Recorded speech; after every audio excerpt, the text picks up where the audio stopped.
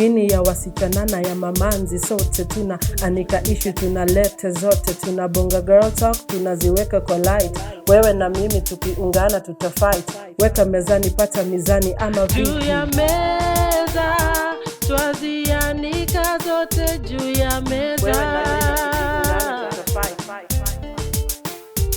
Juu ya meza twazianika zote, juu ya meza. Wewe na mimi tukiungana tutafight.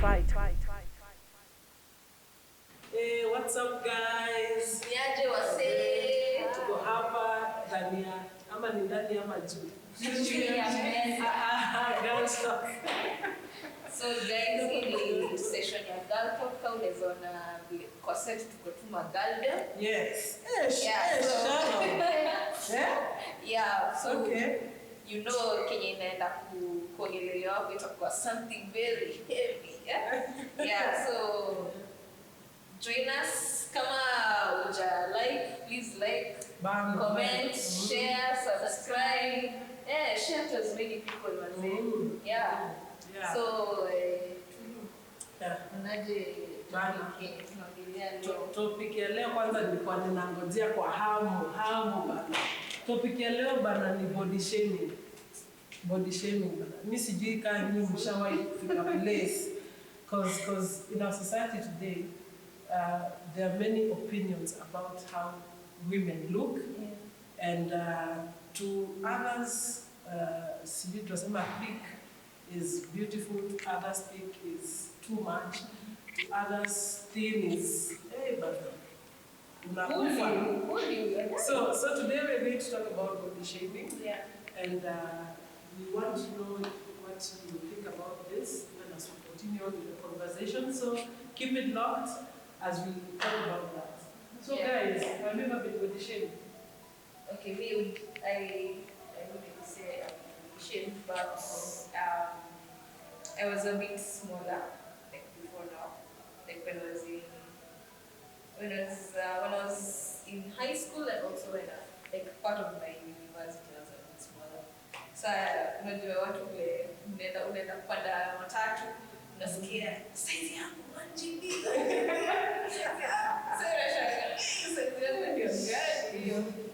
Then you know like I had my friends are before bigger, so we just get 1 GB, Maras G, 8 GB. So Russia, 8 GB, 1 GB. Yeah, so like they feel like it's funny. We're not eating. How could we really buy? And my body was just like that. I honestly didn't that it would get bigger. Then now that I am a bit bigger, so we talk about like, nakula sana. Umefuna. Then you know me, nakuga na this double chin. So when I get bigger, double chin, it cannot fail. Cannot fail. So bigger, you know. Yes, I don't know why. Like when you get bigger, your body just chooses those bad places to go to. Yeah, so people just wanna convey, hey, unakula sana. You need to reduce. You need to go. Unafaa kwenda gym and stuff. Unashaka or smaller. Now they're bigger. It's a problem so much. Like what do people want? Have you changed because of that? No, I feel like, I think I'm more comfortable now. Because Nataka uendelee tu yani. Yeah. Tuendelee. No, I feel it now because to be honest, like kitambo I used to like ningefanya hivi. But then you do this like my makeup. Oh, you're big. Then like when I was in school, so like I think alikuwa wale wa kuniswali like the ABC wa your class. Like so you used to do it at my zangu zimeweza shona dress. So like Okay, wait, zinaza shona dress aje? like siko pointed yani. Like so pointed because like my makeup used to in a Shanika. So like then I did trust during what to the food for the jokes. But then like I think it's got to be at some point that you want to find even a to nikapia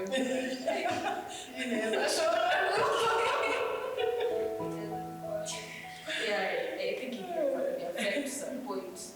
But now I feel like now I'm better. Like I want to stay like this. Because for me what I'd say is just get the size you are comfortable with and work on it. I'm not with that. Yeah. So you come out and people have their histories. But my experience is kind of different though. So when I was 12, 11, I wasn't as big. In short, when I was in primary school, I was literally slender. I remember this one time. Tulikuwa tumepikiwa chakula. And then my soldier to her and kula, kesho nenda shule, this, that. So I was like, I'm just pull up this number because I don't want to get fat. Because also my friends in school are slim. So I basically just wanted to fit in. I never realized until like I was big during this problem started when I was young. And then when I started entering my teenagehood, I slowly started, you start discovering food is like it's never been there. I started eating all types of junk. Other than my mom who used to live next to my place, I was actually too. Thanks to Chipotle. I gained weight.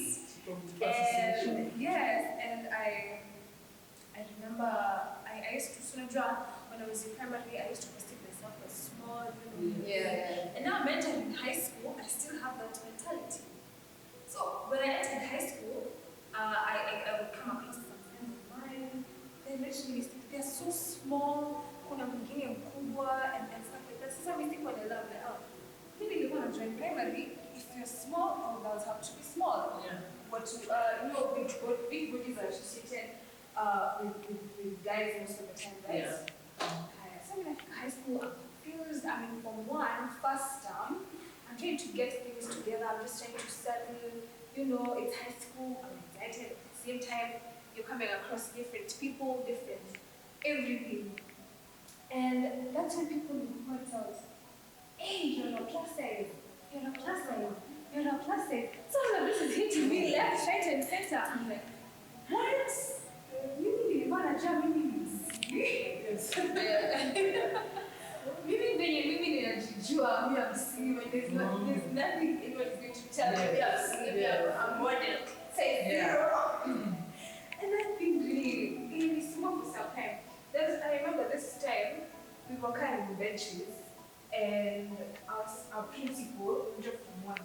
So we were kind of benches and our principal was like, so tunabeba hii kitu kama hii tunabeba watu kama 10, which is kind of unreasonable. So the principal was like, you come here, kwanza you're a big girl. That's it. What? And these people literally serious. I don't think and that's this slowly this thing started to affect me seriously. Like tukienda from 1 to tunapimwa nguo, unasikia watu wanapatiwa waist 26, 24, hiyo waist 24. And I was like, what? This is man, that it didn't sit right with me, and I didn't accept myself. I was like, no man, I know I'm still small. So one time I stepped on my wings. Wow, this is actually serious.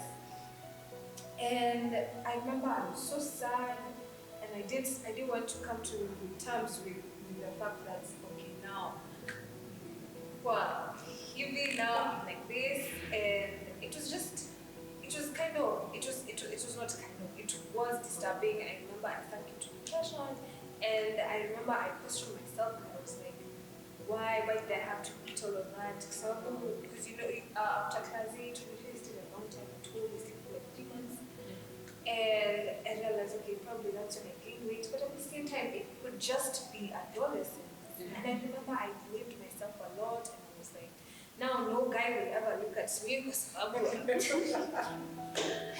like, these people are people are being looked at, maybe couple. I'm just sitting here, and I used to also have trouble making friends because most of my classmates were at school, and I was like, sasa tunasoma mtu mmoja au nani hapa? Nikishare nani? But slowly I started to accept myself, but it took a couple of years, and I tell you, years I mean years. When I entered high school, I had to learn how to build my confidence. There was a time I literally had my confidence. My friends would tell me most of the time to run from classes in school, but I couldn't because I was afraid of my battles, or I was afraid hapana tu ni wale wenye skinny ndio wanapendwa pia hapo, but then like nobody can follow what I was like.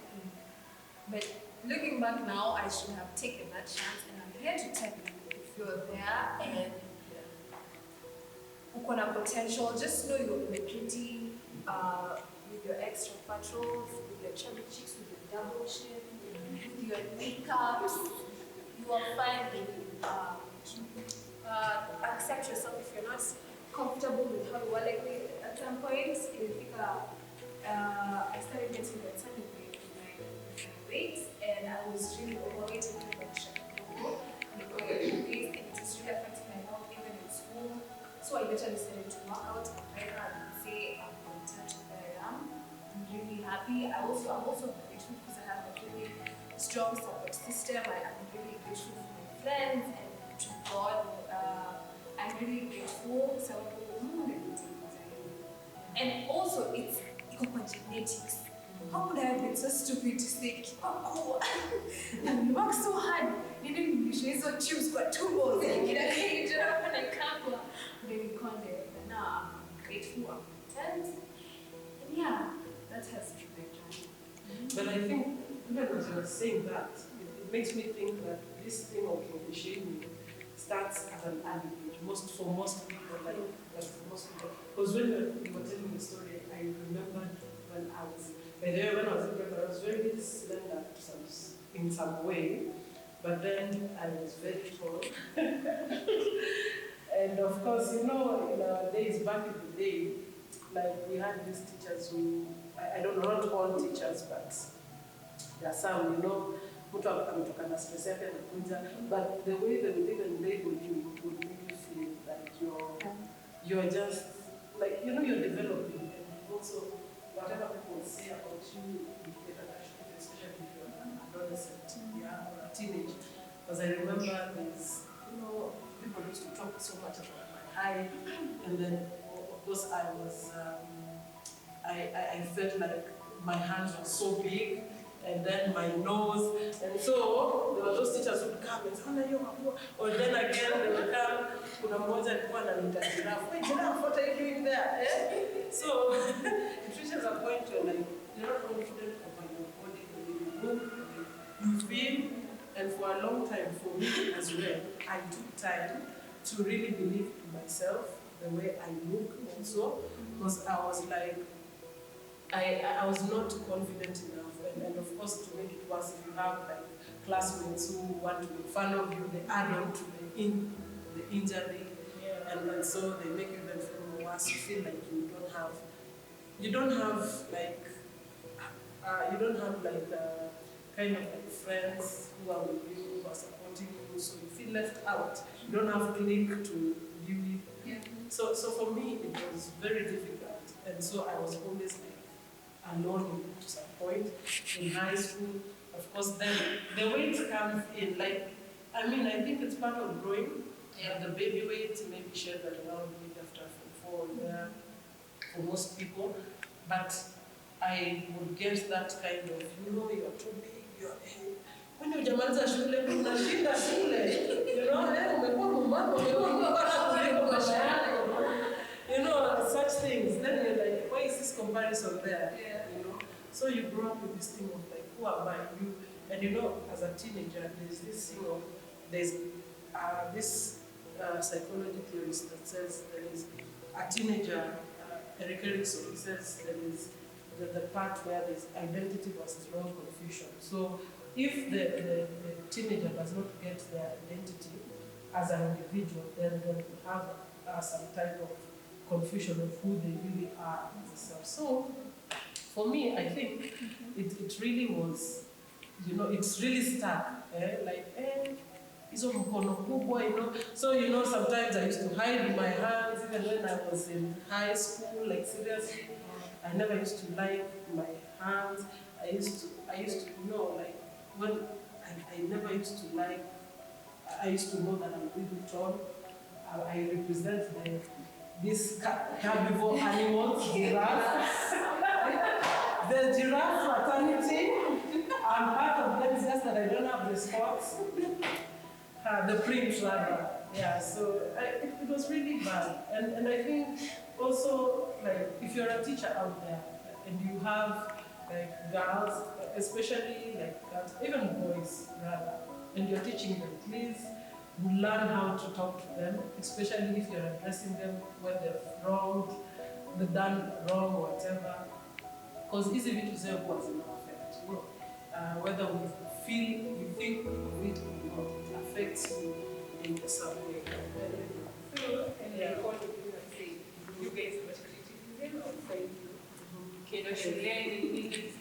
Mine was different.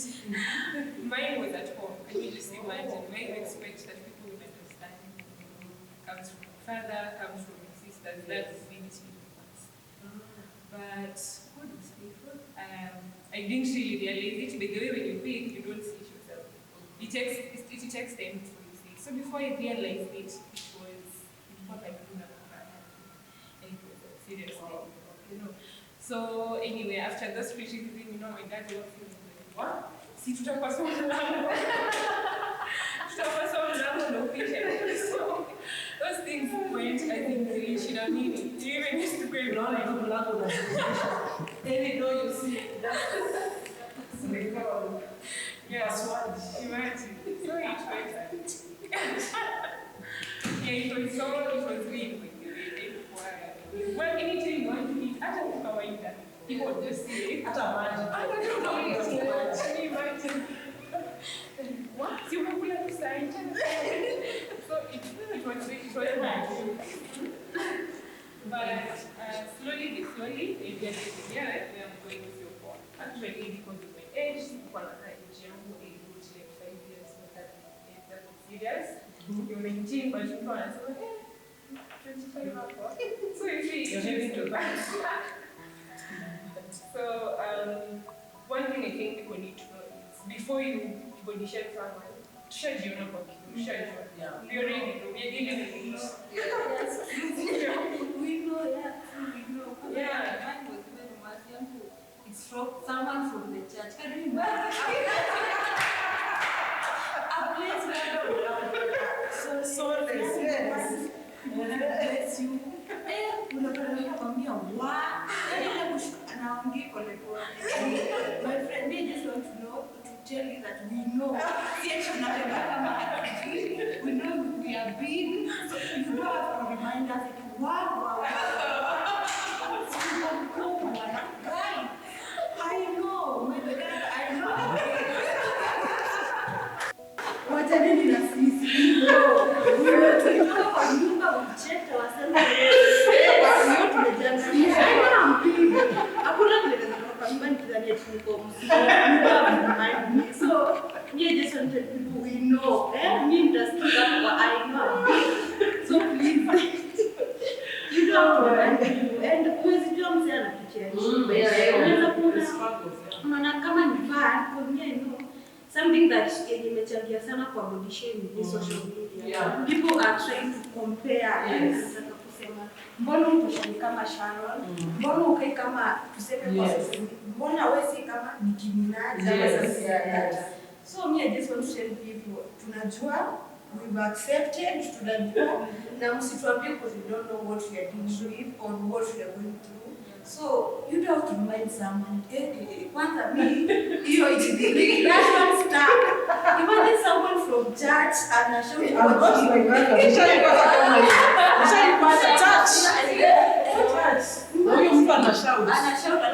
anataka kuangalia ni nani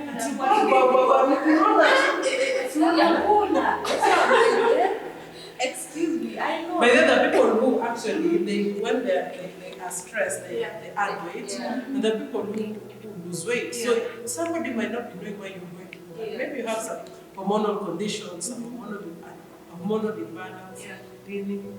Lakini ukikaa tu umekaa, you are up to attack me and I'm in a good mood today. Nimevaa two heels, nimekuja hivi, and then unakaa wow. Nikunaona tu level ya juu. Sometimes that body to my body, you're eating a lot. Just sometimes kama vile alisema genetic genes unachangia pakubwa, but it's not that we are not trying. Huwezi jua we are working out, we are dieting. Sasa ukikumbusha kila saa and you know sijui sasa I don't know.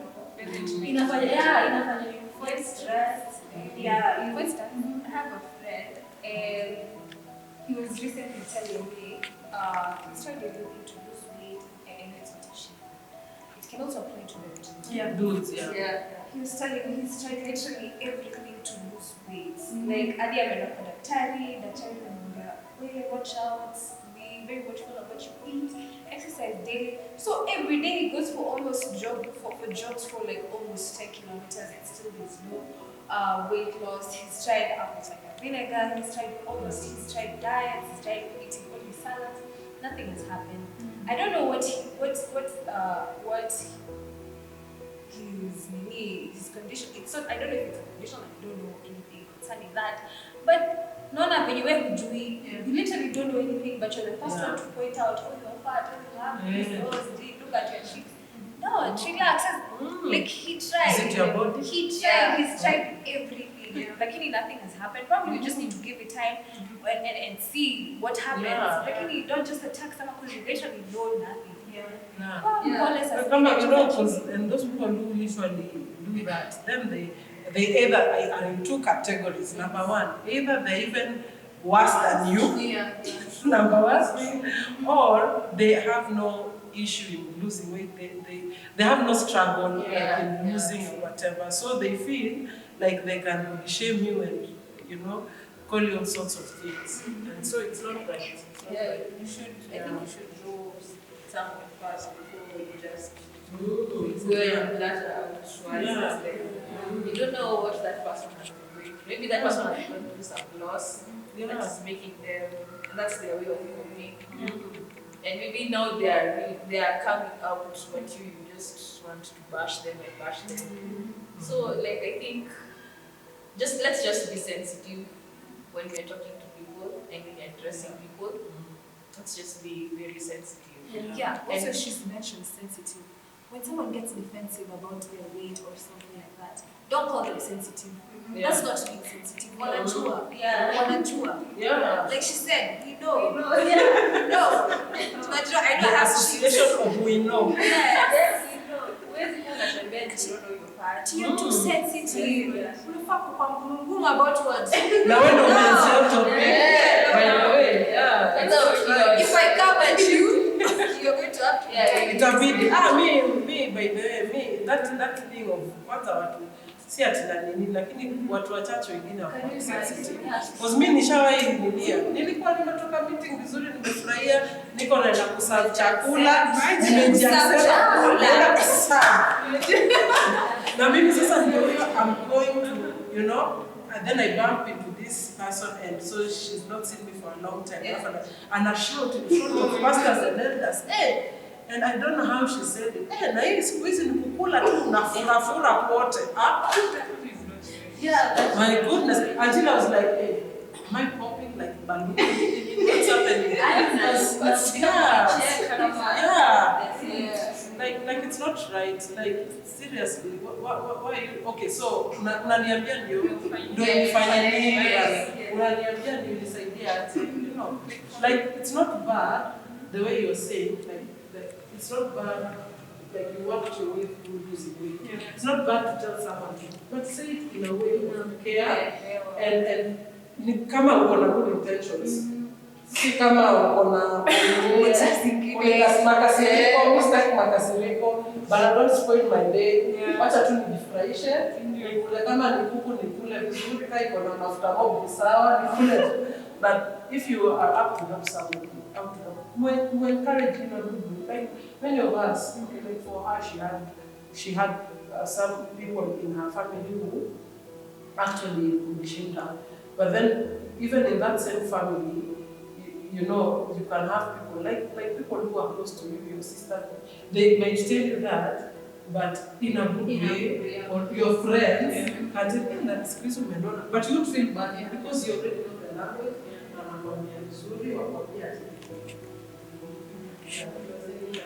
Yeah, so during that experience, and I'm sure I did like everywhere, most of the thing you think and then you body shame. It turns out to go to a stage to a disease called anorexia. Yes. And it is the worst because you can literally die from anorexia. And I was almost going through that way. So they had to step in and like, okay, so we know we say do this, but anyway, that's just when you need it so much. You start taking account because there's of course bulimia and anorexia, and so you see now those are actually the eating disorders that affect young people like teenagers, because now you know you reach a place you eat and then you try to binge, you know. So I mean it's very important for us to find him to a place where, because anorexia, many people even in the West Africa, even in Kenya, are in, you know, severe distress. Why? Because of your body shaming. Wanakuwa overly careful, because even if they look at themselves in the mirror, they are sleeping, but they think that they're fat because of the things that they have been told. So in effect, you say. So mtu anaweza sema nini wachana na hizi diseases.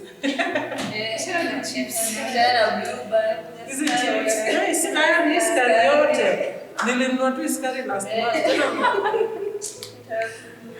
Yeah, okay, speaking of now along the line of shape this also your skin color, especially when you are dark skin. Unajua kuna kuna rangi ya tao Yako ni yangu hata sijui. Because I think like most girls who are dark skinned like me now, we get really attacked, especially when we are young, because of our skin color. Because most people think that when you are light skin, like if you're light skin, you're beautiful. Kama uko dark skin, uko yeah.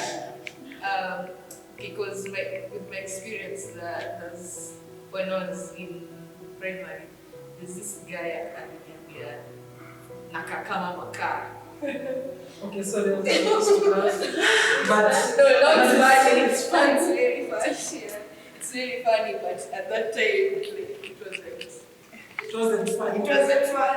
Because I got kitambo kama like place to become nation kuna hiyo clique wale.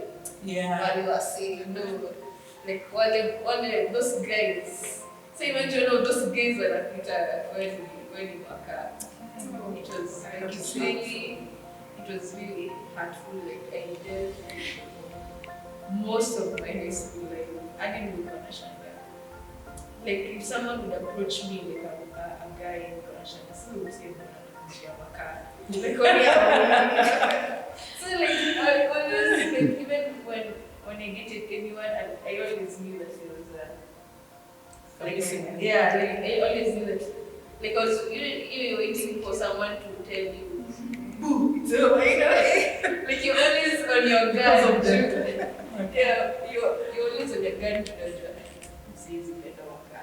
So this you say it was sincere in this relationship because me it's very, as she says that, I'm just imagining what she told us. Imagine ameambiwa na kamaka and then sasa hiyo then it made my so kneecaps zina it was really hard. So it's important usiende tu uanze kuambia kenye anafikiria. Then you know, like in our culture, we don't bring up like girls wearing that whatever skin color you are restricted. Yeah. Like you're like until it becomes something that you believe that black is beautiful. It will always be a phrase. Utakuwa tunaona ya like skin is beautiful. Black is just black. It's just a color. Yeah, it's also important to note that most of us understand experiences yetu from when we were young. So tumesema like, for example, you are raised to family, you by your classmates, you by churchmates, or whoever, since you were small. Imagine how long it has stuck with them now. Look at this, they remember up to now. People who are even in their 30s and they were told that when they were like 9 or something, 21 years ago, and it still sticks with them, only that they've gotten over it. Now imagine someone who has yet to get over it, someone who's still facing the same challenge. Let's be very careful with what we say all the time. Not everyone at a good position as you. If you are fine mentally and you can take anything, so you can express it. Be very sensitive. See, and it's not only skin tone, it's also body size and stuff like everything too. Be very careful with what you tell them. Exactly. Yeah, because like,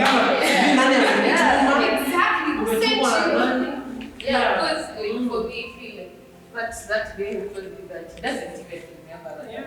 But she but me, it's true. But I'm sure it's not really something that he remembers that he did. But me, it stuck with me for like 4 or 5 years. And it was really bad. So just know what you're saying, like what you're saying to someone. It's not something you want someone to tell you. Just don't say it. Like, do unto others what you want. Unaweza kuambia watu giza ameingia.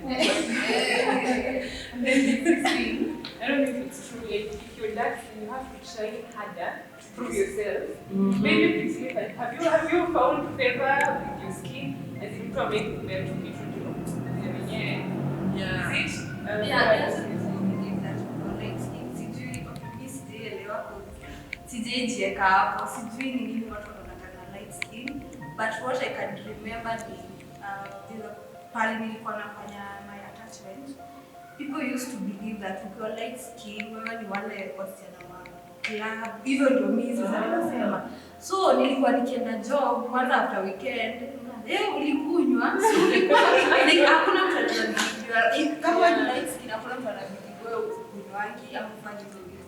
So mimi hata I tried so hard to convince watu that mimi was wacha wewe like unaona wanakucreate picture yenye wewe si wewe, and most wanaangalia kama wasichana ni light skin ni kama we are cheap.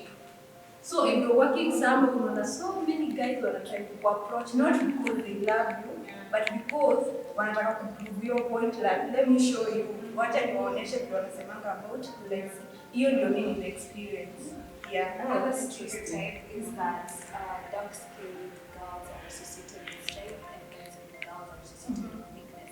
So unapata, yes, but huyo akichapwa usimgongi sana atatokea atakuwa red. Usimfinye basikia sana atakuwa sijui what. We are all the same. We don't want to try like this. We are all the mwingine. We are all the same. Sisi tuweni light skin inamaanisha she has fragile bones ama she's an X-ray. No, we're all the same.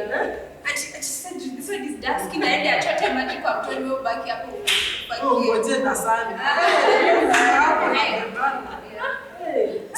No, they used to light skin favor, yeah, it happens. Yeah. And I think that's the thing. I think even based on where you are, like some favors actually, I think, are based on your skin color. I also see that a lot. And for me, because when I was growing up, when I was in primary school, the trend was like nowadays, like you had to have a monya, a kagap. Yeah, nowadays people don't like that. But that was the thing, and then you are light skinned, my friend. You're dark skinned. You are the real deal. You are the real deal. Lakini sasa watukaa sisi tuko tu. They just give somewhere. Giraffe, gorilla ameingia. Like you know. Hauna mwanya. Wewe hata uwezi hata kudivide. Unadivide aje mwanya. Neno zimejaa kwa mdomo. Yeah, so I think and I see it nowadays so many times, especially in Nairobi town, like the CBD. If you go to some streets, like these ladies who are selling creams for lighting creams, and you see like these creams. I hear that if you stop like applying at some point, hey, the repercussions. My goodness, you just become darker than you were before you started applying those things. So I think also it's just to appreciate yourself the way you are. There's someone who likes that skin tone. Like me, I find Michelle so beautiful. And yeah, she's like, you see, kule kitu sawa. Nipatie mimi nitoboe hiyo. Pembe imeanza. Kabisa.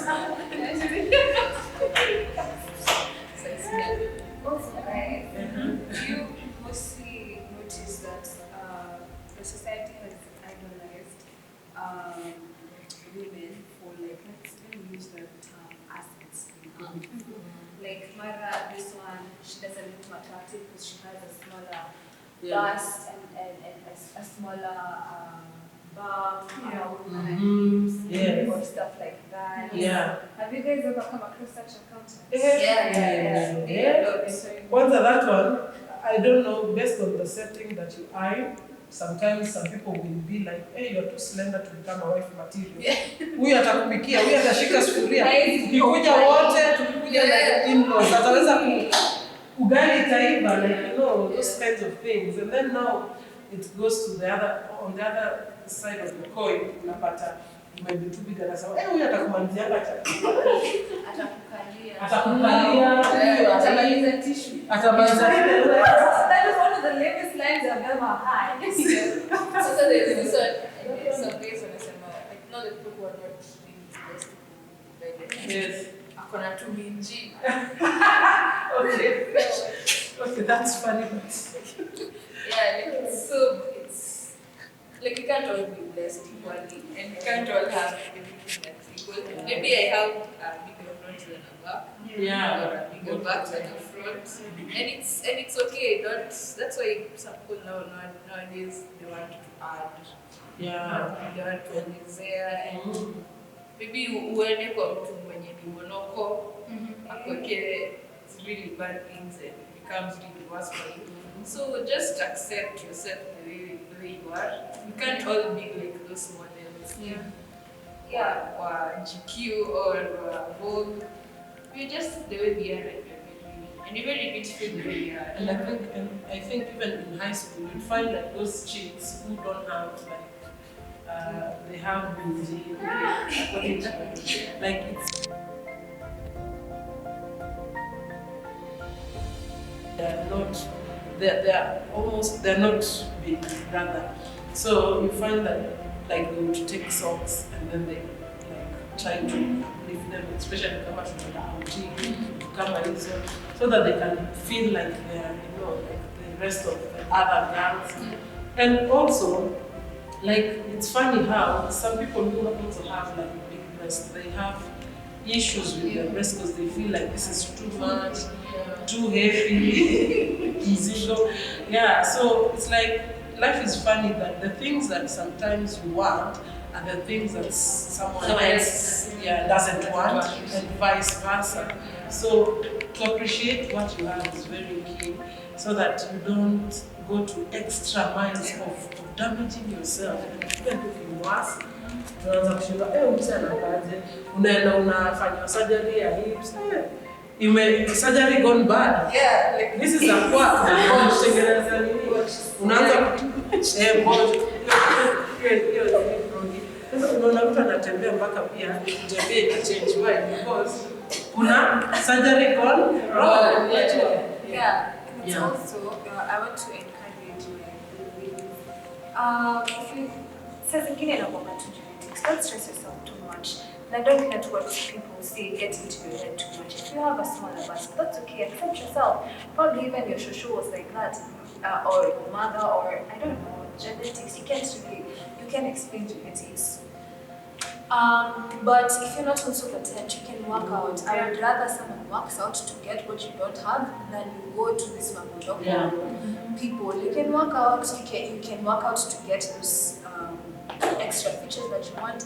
But at the same time, I want everyone to normalize and complimenting other people. If you see someone has hip dips, it's okay. Wewe kama huna hip dips, ni sawa. If you have fuller hips, wewe tabia na fuller hips zako. If you have big hips, it's okay. Don't try and shake the other one and tell them, oh, unaona, what's you what?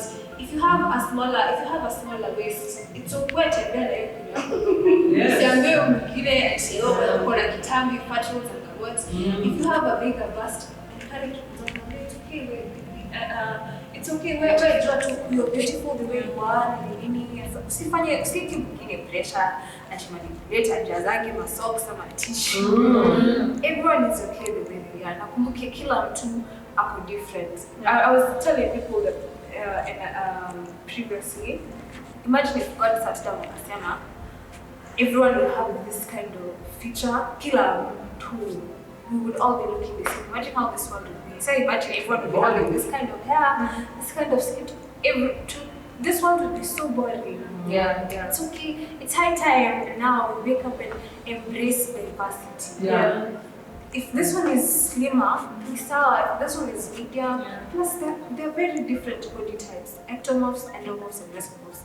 Kila mtu ajue penye yako, work out according to your body type. Now, would you accept? The sooner you accept yourself, the better it will be for you. Now, I want to emphasize kabisa, just try not to listen to other people. Don't believe what you see on social media. I don't want to trash, but I don't. Sorry, I go to Apana, if you have a 14, accept kumbatia. Yes, to men. And you walk because you're beautiful the way you are. You're beautiful regardless, and that's all. Period. That's to go. Also for the girls, so I realize that we are our own worst enemies. We always put each other down. If you know someone has such an insecurity, why are you trying out that insecurity? That means you're the problem. So let's just try to uplift each other, because we are the ones who understand ourselves better. Even the guys don't really understand us sometimes. So then they can just be saying something because they don't know that it will affect you. But if you know that you as a girl, you know that these are the things that other people go through, why are you really focusing on that? So let's uplift each other, and it's going to be a better world for us. And our dear brothers, please don't approach me. Your girlfriend, you know I'm fat, and you started telling me to do kila mtu akona test yake. If you love slim girls, enda huko. Wacha kustress mtu. What? You have even your girlfriend? Yes. Leave us alone. Test yako tafuta hiyo, endea huko. Wacha kupea watu pressure. Kuna wale wenye vijana wanapenda wasichana wenye kila mtu akona type yake. So usianze kupea mtu wenyewe pressure. Mimi napenda ukikola. How you start giving examples? Imagine ukitaka kujua iko serious, anaanza kukupatia examples at chini ya maji. Imagine how you would look if you were light skin. Imagine how you would look if you were slimmer or if you had a excuse me. Yeah. Imaginations elsewhere. Exactly. What are we going to bro, we know. Okay. Who had to listen? No, I'm just talking. No,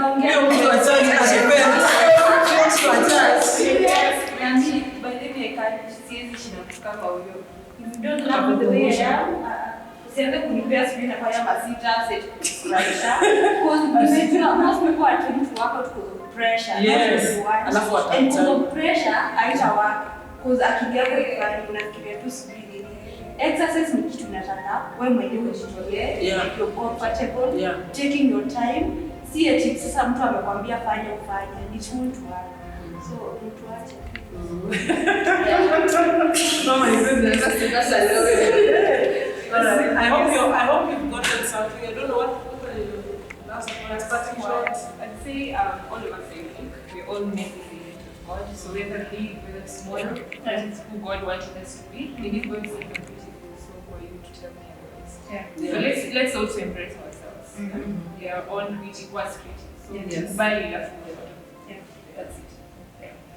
You want to put some parting shots? My view is just believe in yourself, work on yourself physically, mentally, emotionally. Now just know you're okay with who you are. Plus size or size 2 that's enough. Yeah. So guys, I hope you learned something from the girls' talk today. By the way, depend. Treat yourself right, man. If you can't treat yourself right, no one else will treat you right. You have to start with yourself. Take yourself out, do exercises, don't overdo. You know, sometimes, by the way, if you do like exercises or stuff like that, when you're under pressure, like Priscilla is saying, then you won't even lose that weight. But we want to thank you for tuning in to Girls Talk today. Until next time, see you then. Bye. Bye. Like, share, and subscribe. Comment. Please comment. Tell us something. Discussion today. Thank you guys. Bye. Yeah.